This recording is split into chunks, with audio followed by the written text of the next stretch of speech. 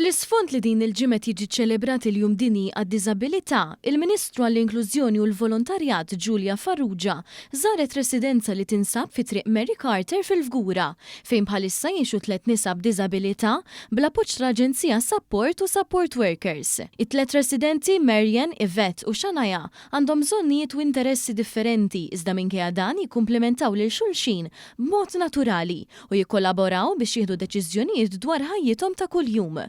Waqt iż-żjara l-Ministru Farrugia tenniet li biex pajjiżna jkompli jilħaq soċjetà inklusiva, żdiedu l-ammonti għal nefqa totali ta' 45.5 miljun euro u twissat il-firxa ta' minnu eligibbli permezz ta' emendi legali u riforma fejn l-assessjar issa jsir minn panels multidixxiplinarji.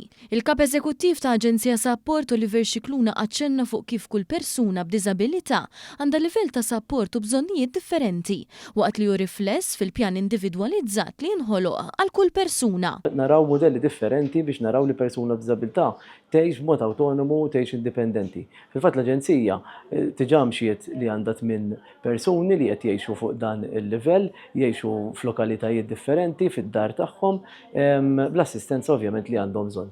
U għandek ukoll 3 persuni oħra li għaddejjin mill-proċess ta' tranzizzjoni biex ukoll ikunu jistgħu joħorġu minn ġostituzzjoni u imorru jgħixu fil-komunità. Il-Ministru elenkat numru ta' miżuri li saru f'dawn l-aħħar snin brabta ma' dan is-settur.